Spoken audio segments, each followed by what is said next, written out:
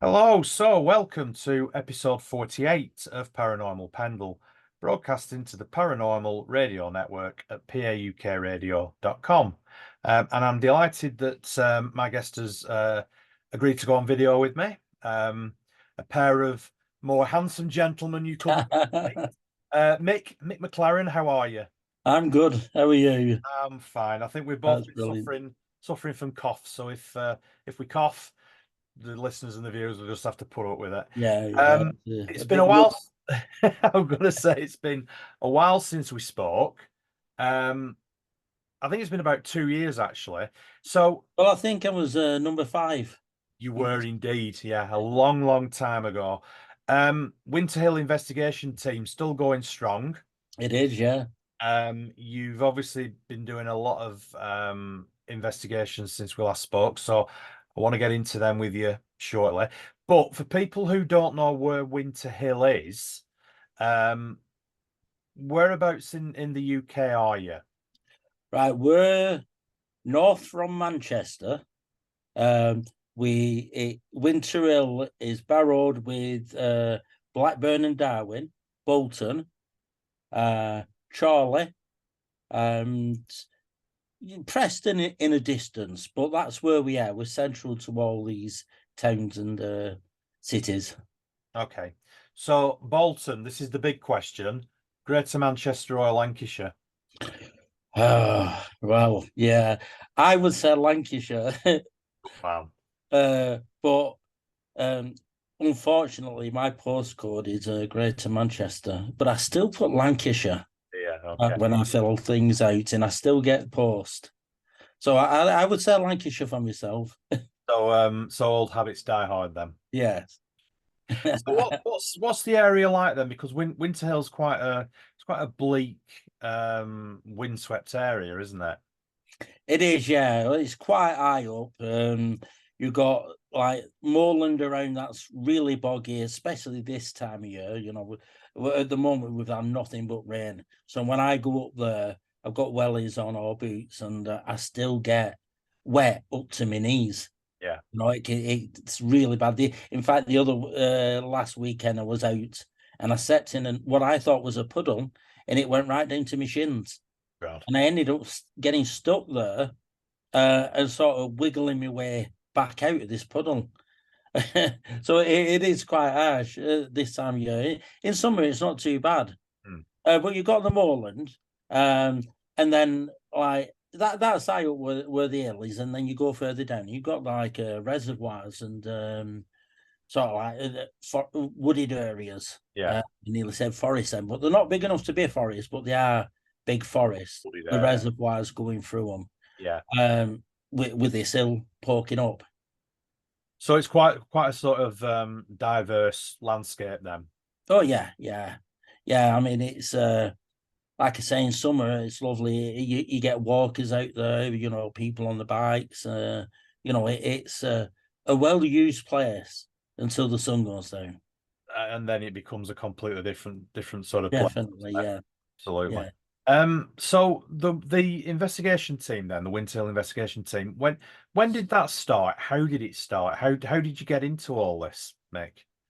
Well, I was working on a case um, where we were having a like sheep deaths, and at the time that was happening, I was getting other reports of other things happening, UFOs, paranormal, like ghost apparitions, even things like an antlered man going around one of the areas down there. So not only was I looking into this case, which I at the time was under the impression, um, and I say that was under the impression of it being a big cat. Hmm. Now it sort of coincides with something else because we're getting sightings of other things, being dogmen, and we're getting sightings of big cats. Uh, Now the sheep killings when we were up there at this time, there was a lot going on, and I decided to put a little team together. Hmm. Not many of us at that time. There was 4. Right. We became quite good friends, and we we went out together and did the investigations together. As time's gone on, we've got more and more equipment. It's down to 3 now, but we're still out there with the equipment. Like we've got infrared cameras, we have thermal cameras, so we're using all high-tech stuff. Yeah. At the beginning, we weren't. It was just torches and going around there, and infrared binoculars. But as time's gone on, we've got more and more equipment to help us while we're out and about. And right at the beginning, then I remember you talking about a carcass that you found way back when you first started investigating what was going on up there. Yeah, well, I interviewed 2 lads who came across this carcass. They were up there one evening having a walk, and one of them stepped into it. Now they were walking without torches at that time. It mustn't have been that dark. And one of them stepped in something, looked down, and they saw like a sheep that had been had its stomach open, it seemed as though its ribs had been pried open as well. Oh. And it was that fresh, it was still steaming. Oh, dear. Now these lads, like at this point, they were looking round and they saw the sheep on top of a small hill, like an incline going up, and they were like huddled round, and one of them said they looked terrified. They looked as though they just wanted to get together. And they had torches on them, and one of the lads put the torch up, and as he put it up and he skimmed the area, he said he saw a pair of red eyes, saw a red eye shine. Right. And he quickly moved back. It was like torch on it, saw the eye shine, moved away, and then back again, and it was gone. But he saw something moving down into the reeds up there, which, as you know, on a moorland, these reeds are maybe a foot high. Yeah. And this got down there, and then they got growled at. Well, and at that point, they went down to the road, and as they were going down the road, whatever this was that growled at them, it was moving from one side of the road to the other. Now, on each side of the road is barbed wire fencing, and it's a proper road that goes up to the mast up at the top of Winter Hill. There's a television mast up there.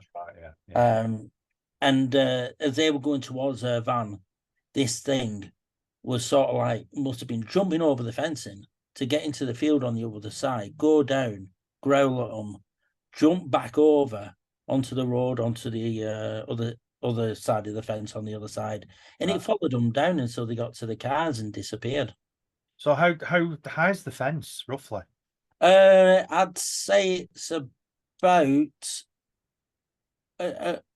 just over a meter and a half. Right. So it's a fair-sized animal then that's just jumping Yeah, yeah. And it was doing it without, and it would just, it was so smooth as it were doing it. They said it was, just springing from one side to the other. So I suspect then that they were quite shaken up when they encountered this. Well, definitely, yeah. One of them, he didn't go up there again. I don't know if he's been up there again because they've moved on since, so I don't see him anymore. But I do know at the time he spoke to me about it, and then he got a bit bothered about speaking to me. Excuse me, about it, and he ended up sort of going on his own, and the other fella, like I was talking to him more about what was going on. Excuse me. Right. So the interesting thing about that, of course, is the color of the eyes that they mention, because if it was a big cat, you wouldn't expect it to be red eyes, would you? You wouldn't know. No, definitely not, because with cats, you've got a sort of like greenish eye shine or a yellowish eye shine. Yeah, or And even we don't have anything in this country that's red eye shine. no. There are in other countries, we've got owls that have red eyes, but not in this country. So there's nothing in this country with red eye shine. So that sort of piqued your interest then with regards to what's going on up there. And so that's been quite a few years now, hasn't it? That actually happened on the 25th of October 2019. Right. Okay. So we've had a few years in between. So how's the investigation progressed then? Well, it died out. In 2020 in February, after us coming across 11 sheep that had all been killed in the same way. Not only on that field but a field further over. We sort of like it died down after that, and nothing happened. We tried talking to the farmers who, as you know, they just don't want anything to do with anything like this. So they just turn around and say, "Oh, it's a dog," and leave it at that, and that's it. Excuse me. And yeah, so from there onwards, we've been up there looking around. We've been going up there early mornings, late at night, even having campouts in the wooded areas where there's been other sightings. It's not just only looking into the big cat or what most people do. This one, there's the beast of Bolton, which is a big cat that has been sighted in and around Bolton. Right. And then there's this one I termed the beast of Winter Hill, which I think is more of a Dogman type creature, because I've had 2 reports now, maybe 3, where they've actually seen this thing. One, a couple of meters in front of them, and another one on the other side of a wall. Right. So who were the people that saw this? We have a paranormal group who went to a place called Liverpool Castle, which is down in Rivington at the bottom of Winter Hill. There's a reservoir with this. It's a folly of a castle that Lord Leavium had made to look like a castle from Liverpool. That's why it's called Liverpool Castle. Okay. And they'd gone down there. You get a lot of paranormal investigators going down there and seeing what sort of activity they can conjure up. And they'd gone down there without anything happening that night. But on the way back, they bumped into this thing. What had happened is 2 of them were on scooters, the mobility scooters. Okay. Because you can get to Liverpool. The ground's a bit harsh, but you can actually get to the castle, right, if you go on a scooter. And on the way back, they went along a path which was woods on one side and then a line of woods with a field on the other side. And they were going along here, and one of them got a little bit stuck because, like I said about the mud and the paths up there, they're not very well kept, especially that time. And one of the fellas came back to help him and give him a push. Now he came down and said he had a funny feeling about the place. He'd picked up this energy that just wasn't right. One of the ladies who was in the scooter, on the scooter, sorry, said she heard panting coming from behind her, and she thought, oh, it's another dog walker. This time when this was happening, it was just twilight, so they were trying to get back to the cars before it went fully dark. So they thought, yeah, another dog walker walking past. We'll move to one side. But as they moved to one side and turned round, they saw this Alsatian-looking dogman type creature stood up on 2 legs, looking around a tree. Okay. And watching them. And this sort of terrified them. And they were like trying to get out of there quickly. Now, the fellow who'd helped them to get out of this puddle had moved on by then, so there were only the 2 of them. Right. The younger one, who was quite, she was absolutely terrified, and it seemed to pinpoint her and I think it was because there was more fear coming from her. Yeah. And they said it moved down on all fours and ran as they were going along. It ran from tree to tree, following them, not doing anything. It just followed them. So it'd stand at a tree as they were going on. It would get down on all fours, go to the next tree, and sort of like lift itself up and watch them until they got to the end. Now, when they got to the end of this path, they felt the atmosphere just suddenly changed, and as they turned around, it wasn't there. Right. So it wasn't, for want of a better word, it wasn't an Alsatian type dog, or No, because like when they said when it was stood up, you can see the muscle in its arms. It didn't have front legs as a dog would. It had arms right. and hands. They even spoke about the color of it as well. How it was grey around the neck. Okay. So I mean, has this been seen on more than one occasion, or was this just a sort of one-off? Well, there's been another witness who came forward who actually saw it in 2019. He was dropping his child off at a school around there near Rivington, Right. and he was driving down in a van. Now, there's a wall that runs along where he was coming down, and because he was in a van, he could see over this wall. Now, his son, who was a bit further down, because it was a nursery school, so he was lower down, so he didn't see this, luckily enough. But he said as he were going down past this one and he looked over, he said it was only about 2 or 3 seconds that he saw this thing, and he said it was like a bulldog with a small back end, massive arms, like massive front end. Yeah. He said it was really weird looking as well. It shook him up a bit. Mm. And he said it just padded from one side of the field right to the other. And when I asked him about the size of it, he said, like, you're talking about the size of a cow. Uh, Right. and the width of a small Renault, I think he said at the time. Right. He said it was massive, and it just saw it running down. And he looked at his son, sort of thing, and he looked at it, and he didn't want to say anything to his son. He didn't want to frighten him.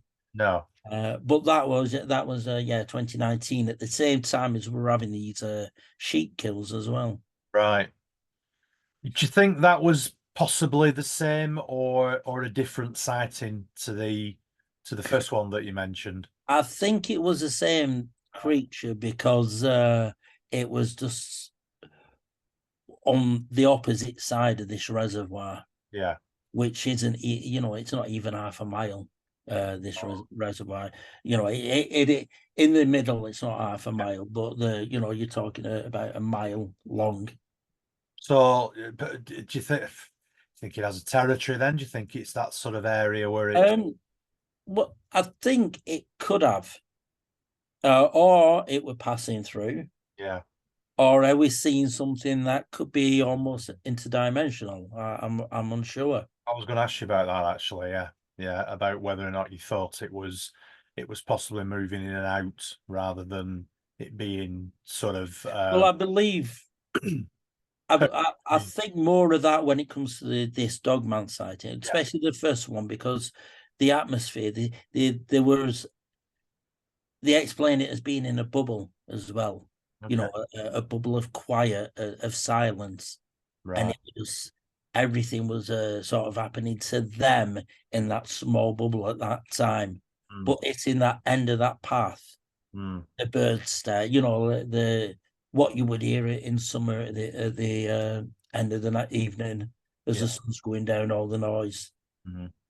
That's interesting, isn't it? Because you get a lot of people who have UFO experiences also talk about a similar phenomena where they Yeah, are just in a bubble of absolute quiet. They can't hear anything at all, apart from the noise that whatever the craft or whatever it is they've seen's making. So, yeah.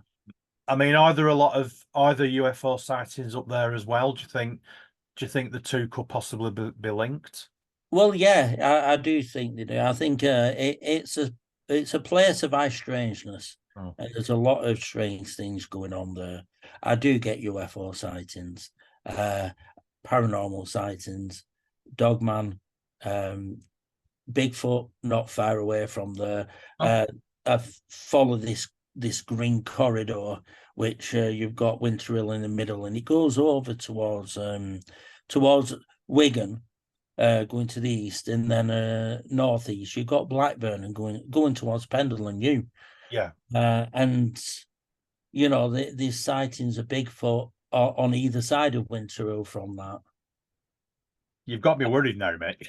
Yeah, yeah, I think they're on the way to you. I think they probably are. No, it's funny actually because there haven't been sightings as such that I'm aware of, although I stand corrected if there have been sightings. I'm sure there have.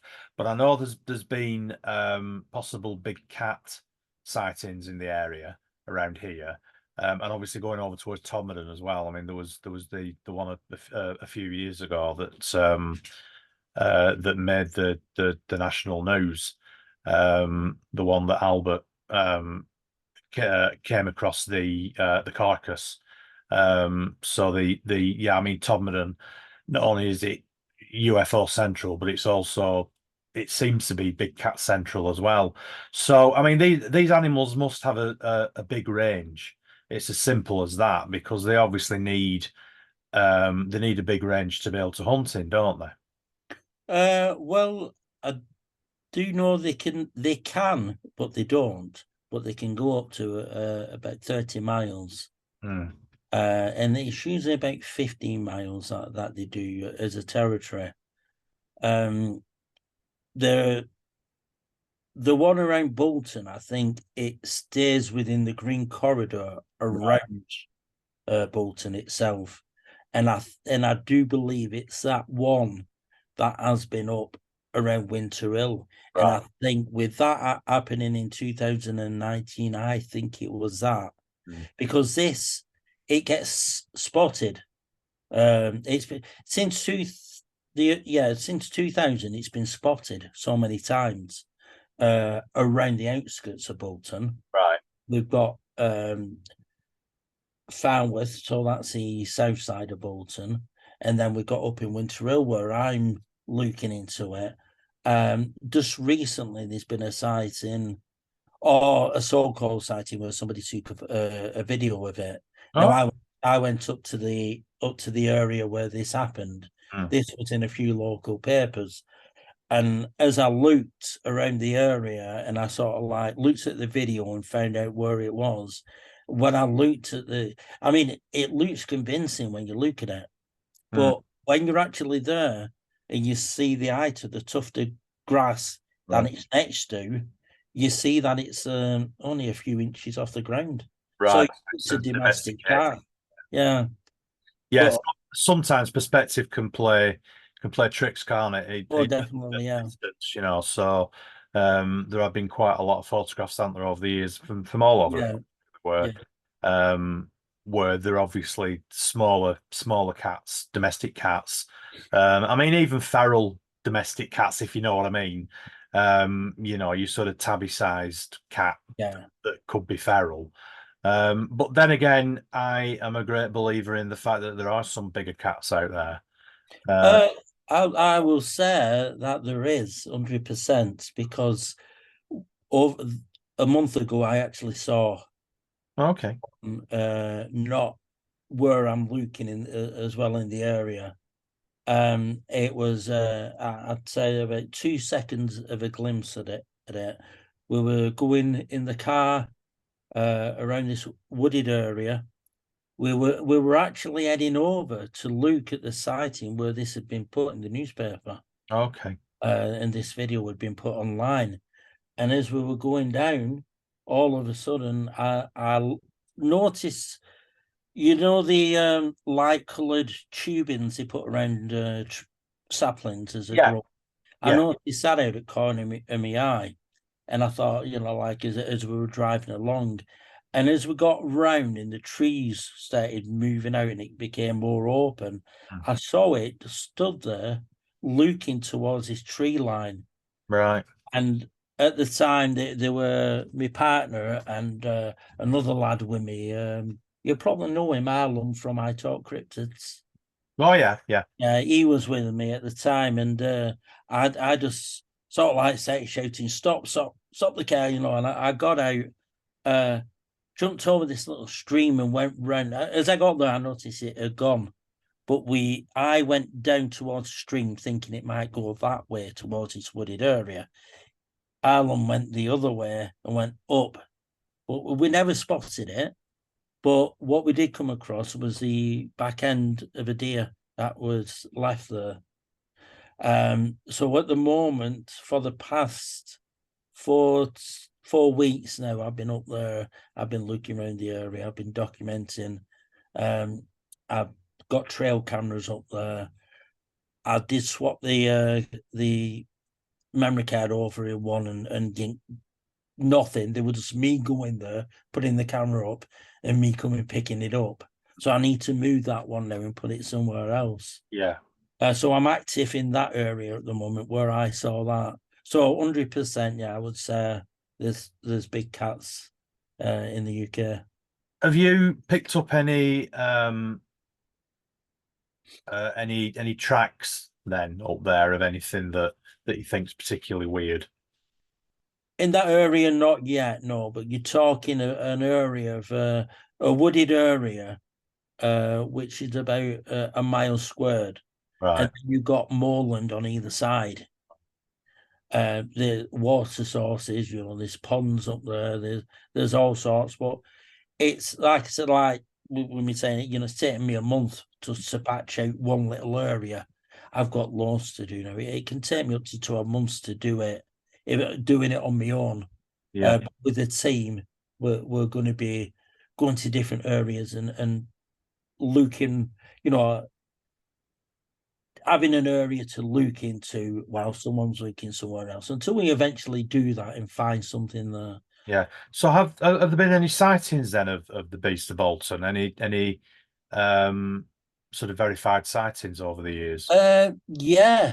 Yeah, we've got. Sorry, you'll have to just bear with me a Oh, minute you're all right. because I've got it here somewhere.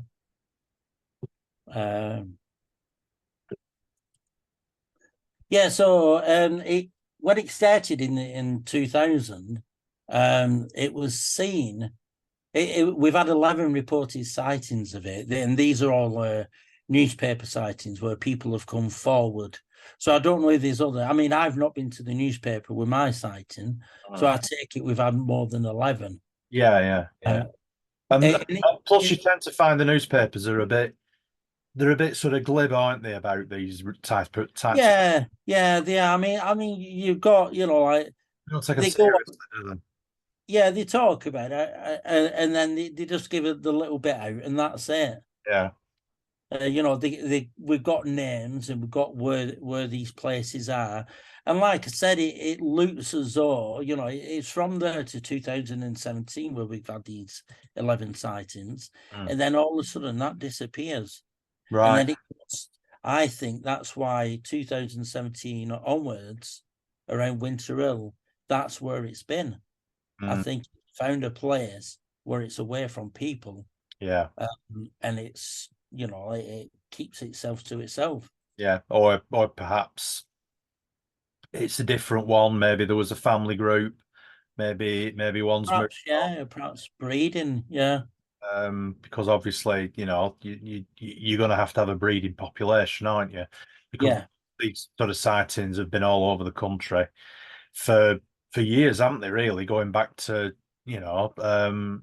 pre-war. So, Yeah, since I've had my sighting, and I've been talking to a few people about it. I've had a lot of people I was talking to Steve Mira about it, mm. and he was saying how he in Salford has seen two walking on the railway lines around them areas. I, So I shall question him then because I'm talking to him next week, so I'll question him about those. yeah. And he was saying, they can move around the railway system. If a train's coming, they'll just get out at where. Yeah. and then they'll just carry on. But I think the biggest obstacle really are the roads. Yeah. Yeah. And if they find a food source, then they'll just stay with that, won't they? Yeah, well, yeah. Well, they're quite when it comes to food, you'll get them eating even small things like rodents and Mm. living off rodents and that. And you do hear of places, like every so often where there's cats missing and dogs are missing, and because they will feed on other cats and dogs. Yeah. Yeah. Absolutely. Yeah, there's many a time where I let our dogs out at night and I actually go and stand out there with a torch because I don't I don't 100% feel feel safe out here because it's quite rural out here and we're fairly close to Pendle Hill and there's been sightings and audible growls and cat screams and all sorts of stuff that could very easily be a large cat or a population of large. Yeah, yeah.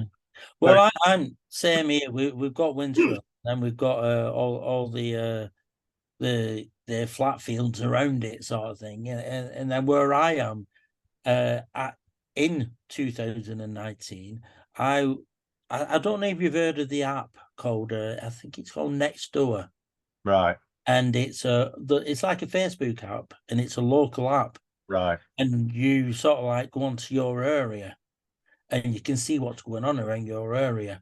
And in right. 2019, I was seeing about 6 or 7 people saying that the cats had gone missing.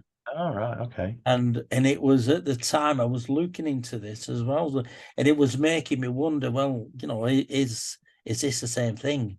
Mm, Because where Winter is, I'm only at the bottom. There is, I you sort of come out of my doorway and walk across the road and follow that road up, and you're on the moors. yeah, So it could easily, and they have been known to come down to mm. areas where people are.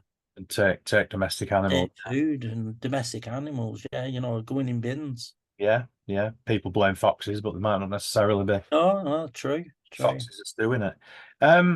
What about UFOs then? What sort of sightings have been in and around the area? Because, like you said, there may well be a sort of correlation between the two. The latest one was actually a video that was sent to me, and it were lights over a canopy of trees, and it was in the shape of a triangle over these trees. It was foggy, and they stood there for about half an hour taking this video. Well, no, they stood there for half an hour. Then they decided to take a video of about a minute long, Right. which is on my YouTube channel as well. Um, Sorry, I've got a tickle again. And they they got this video of these lights over this canopy. I've been around the area as well myself, looking around that area, and I've gone behind the canopy of the trees to see whether the land rises higher. Mm. In case it was someone up there with a high torch beam. But it's all flat, and the area where it is, you can't get to. There's no public pathways going to it. It's like just proper moorland where you can't get behind. Now, when I got this and I put it up on my channel, I went up there looking around the area. Somebody else got in touch with me and said what one evening while they were running, jogging an area just on the other side. You got where that happened. You got the canopy of trees, and then you got an hill that goes down, and then over to a place called Tockles and Mm. Darwin. You got Darwin Tower, which is a monument on top of this hill, and then further down there you have a little reservoir, and they were running down this wall, this road, jogging in that area. Yeah. And it was the fellow got in touch with me. He said what had happened was his friend was talking to him as he was running around, running down this area, and he says, don't laugh at me, but me and my other friend were running down here, and we saw a craft coming out of this reservoir, hovering for a second, and then it shot off towards Winter Hill. Right. Now, when you look at that and you look at where these lights were and where this reservoir off and going towards Winter Hill, you're on this path that takes you from the reservoir to this canopy of trees where these lights were seen. Mm. This happened not at the same time, it happened quite a while before. But I'm thinking if there's something in this area coming out of this reservoir and it's going in that direction, perhaps this is what she caught on the camera.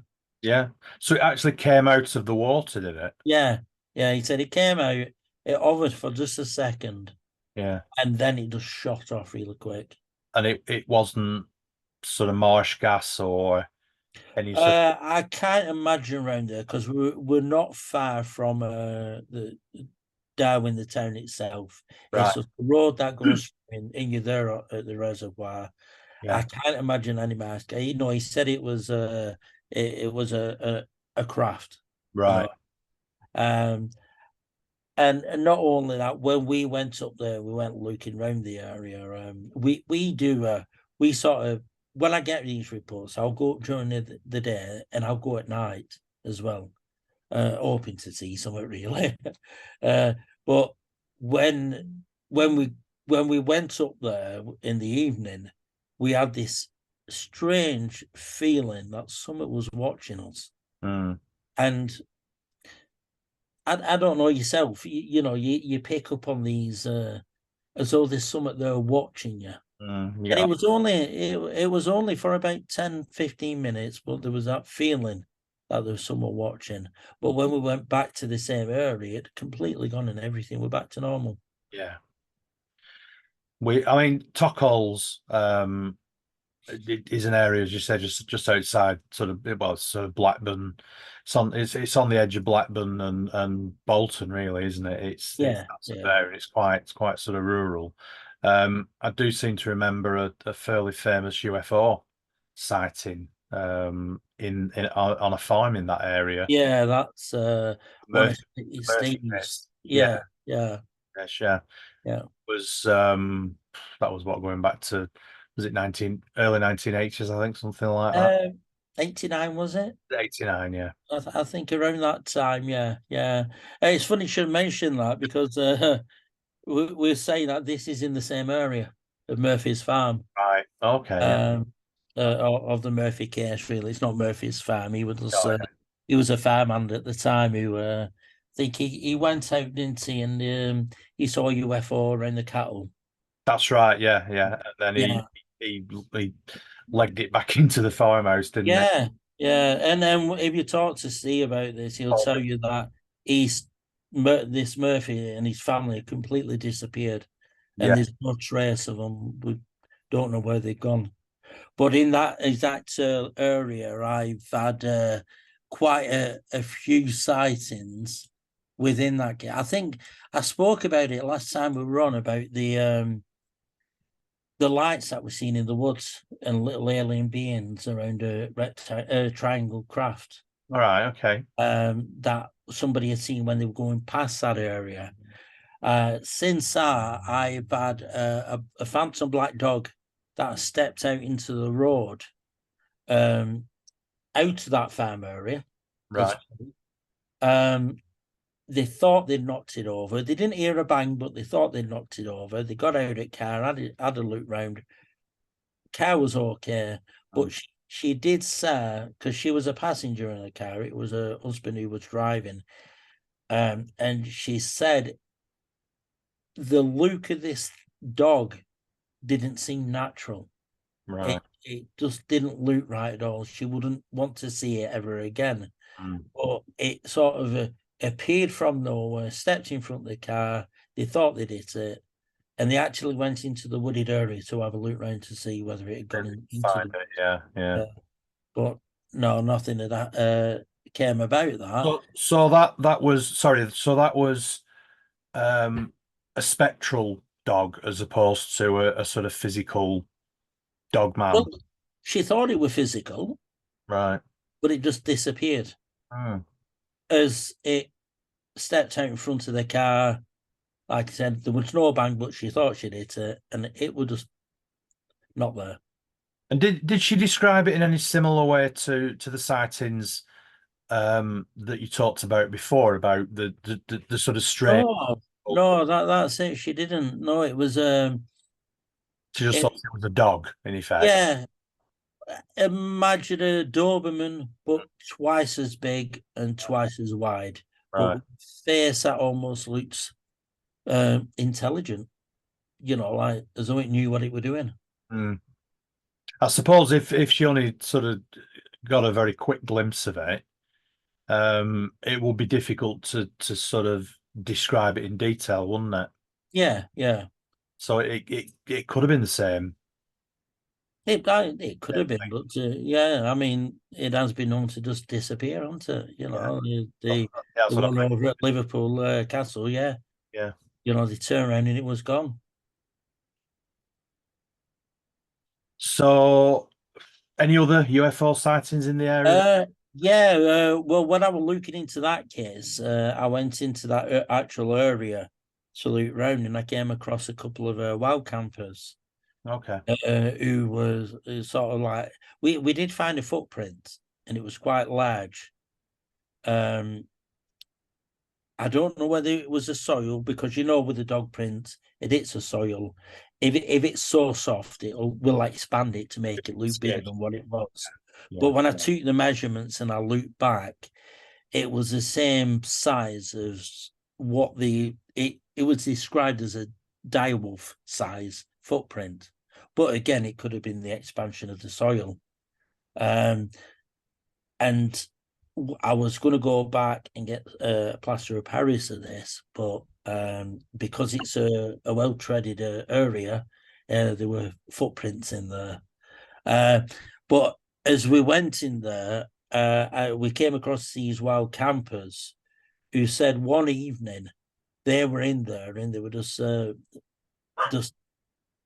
sat around fire having something to eat, and a set of lights just came over the canopy of the trees, very slow, no noise, but it just went over and sort of went towards Winter Hill.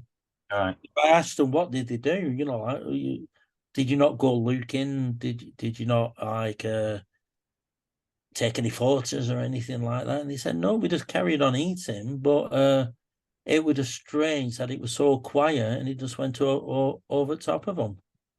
It's strange, isn't it, then that it didn't pique their interest a bit more. Well, yeah, I mean, you get some people out there.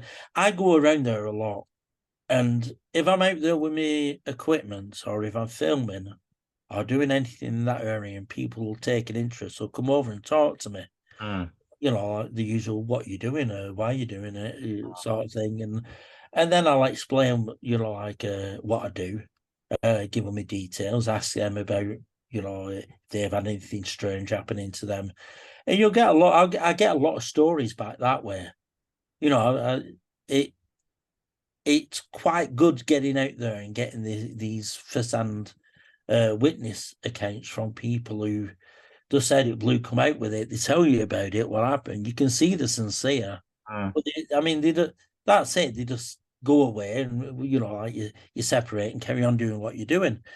Um, and yeah, like within the area, Tockles, when I'm out there, there's quite a lot of walkers in that area, so Right. they'll come out and tell us a few things. Yeah.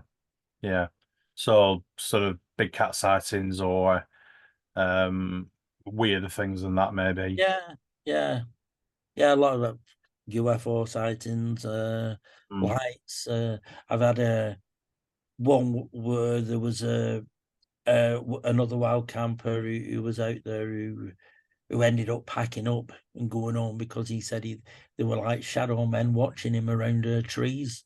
Right. Were one minute they'd be in one part of the area, and then the next, as he looks to another area, they're there, just shadows and just disappearing in front of his eyes.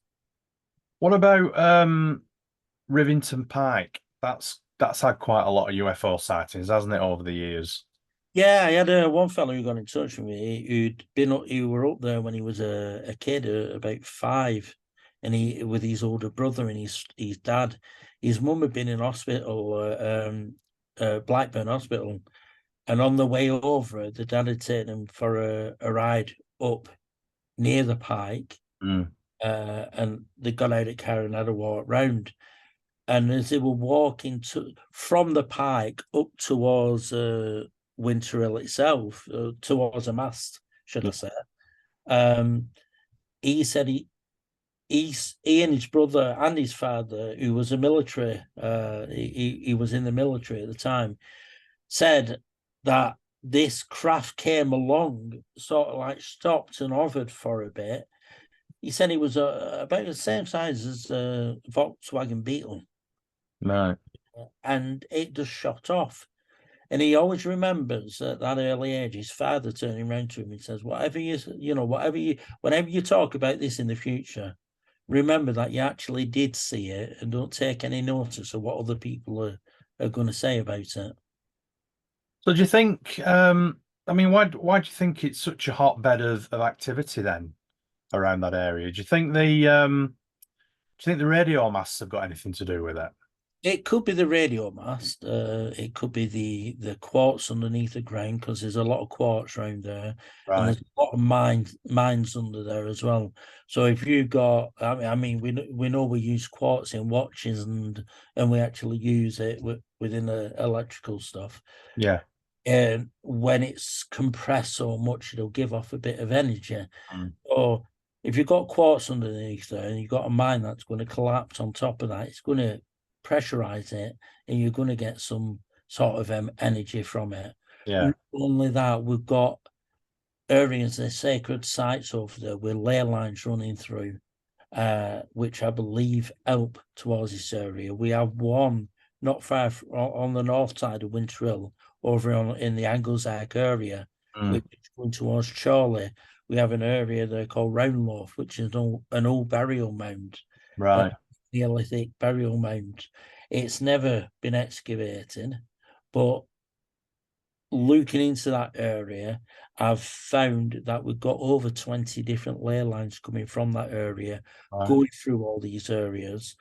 And from there, we've got it going through Winterhill and through the actual field where all the sheep carcasses were found as well. Okay.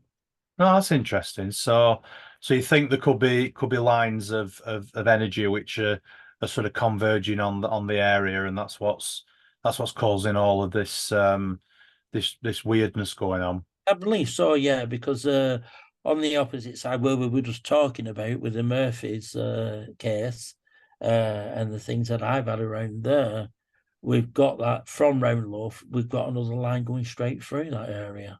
Right. So how And how, in fact, we've got two going through. how come it's never been excavated, that area then? Have you any idea why? I think it's the area it's actually in. It's very, very hard to get to. It's so boggy. There is a few paths going to it, which at this time of year is hard to get to. In summer, it's fine. If they were gonna excavate the area, I think the best time really would be in summer.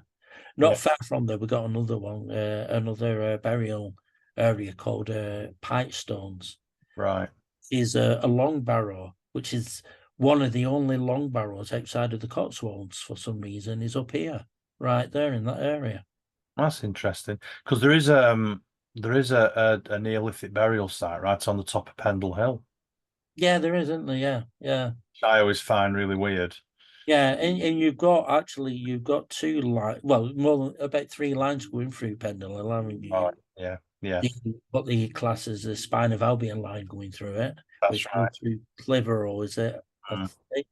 And then you've got another one which goes through the centre, and then you've got the one that goes from the east coast to the west coast. Yeah.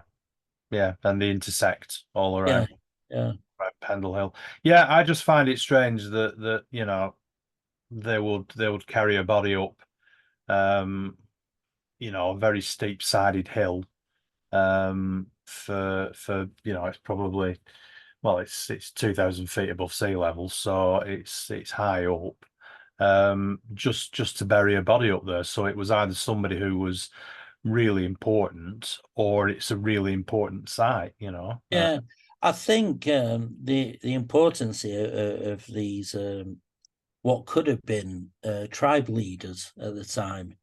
Like I said, with Anglesark, you've got Tockles at the other side of Anglesark, where Roundlorf is.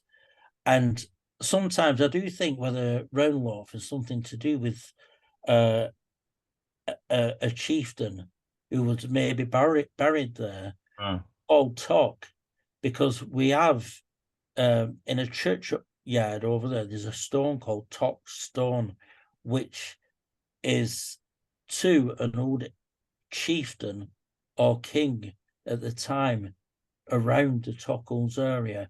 Now, Tock would have been his name. In Mm. the area it is in, it's like an hole.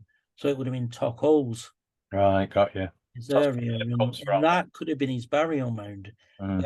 That could be the important point where he is. But for all these ley lines go into this area, he must have been a well-known chieftain at the time to be buried in that area. Yeah, so there must be something to do then with energy or the special significance, the importance of the area, which is all sort of adding up to what's going on around there at the minute. Yeah, yeah, definitely. I mean, it's been going on quite a long time. I mean, before I even started doing my research around Winter Hill, you had Steve Mera doing Mm. his research around there. Yeah, You had Chris Turner going out there doing his research around the area. Before us, I don't know. There might have been other people yeah. doing, you know, because there's cases going back up to the 1950s around that area. So sightings of strange creatures or UFOs or both.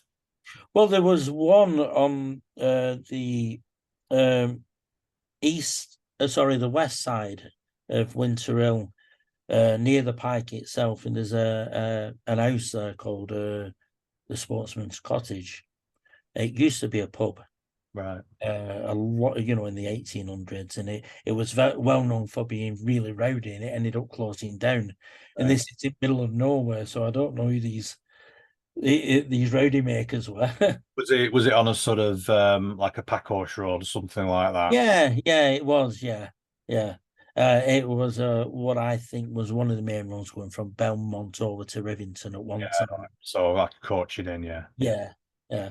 Now, in 1950, an ex-policeman retired from the police force in Liverpool, Mm. ended up buying it and moving into that house, and his son actually got in touch with a fellow who was writing a book on the area, called Dave Lane, and it's called the Winter Hill Scrapbook.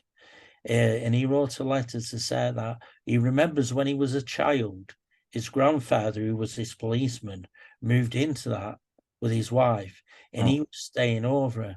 And he said he remembers waking up in the morning and his grandfather turning around, telling him to pack his stuff up.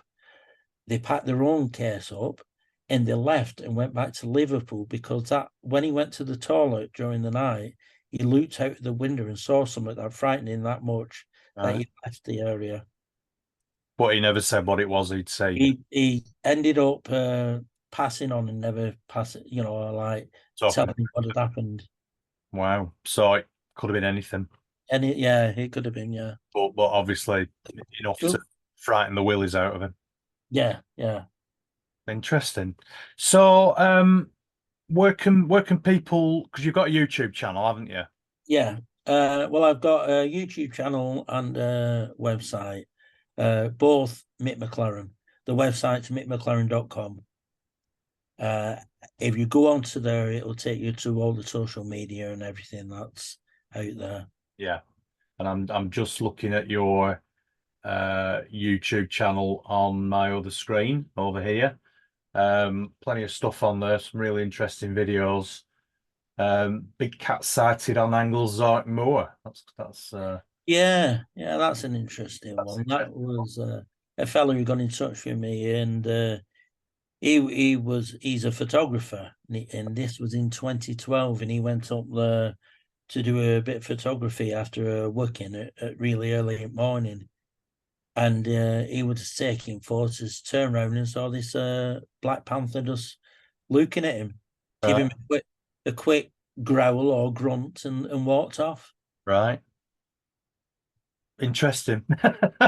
There's not a right lot you can say to that, really. I would imagine that that will be quite a shock if you turn around and saw something like that Yeah, early on in the morning. Well, that's brilliant. So yeah, so you've got your YouTube channel and your website. Um, I just urge people to go along and have a look because there's some really interesting videos on there. I'm just having a quick look at your YouTube now, and I had a look at it last night, and there's some really interesting videos on there. So yeah, keep up the good work, Mick. It's a fascinating subject. It's a really interesting area. And I'm sure that there will be more stuff happening in future, and hopefully you'll get some really good evidence going forward. yeah. Hopefully we will. And yeah, we don't only do Winterhill at the moment. We do spread out, so we end up going here, up and down the country. I'm in Somerset in the summer. I'm going to a conference there, but I'm meeting up with a few people who I've been like sort of talking to about a case I'm working on in Kendal, All uh, right, a big cat case up there. right. And what's going on in Somerset? Is there any sightings down there in Somerset you're looking into? Yeah, I mean, there's a young lad who's doing this conference who came across some DNA evidence of a Bigfoot, which has been put in the newspaper, Okay. saying that it's I think it was 99.9% uh, uh, oh, monkey, All like, right. Okay. yeah, All right. Interesting that. So like a sort of gorilla type. yeah, yeah. Interesting. Right. Well, it's been brilliant talking to you, Mick. Thanks very much. Thanks for coming on. Like I say, I urge people to go and have a look at your YouTube channel and your website. And yeah, good luck with your investigations going forward. Thanks, and it's been a pleasure talking. No worries. Thanks, Mick. Take care. You too. See you later.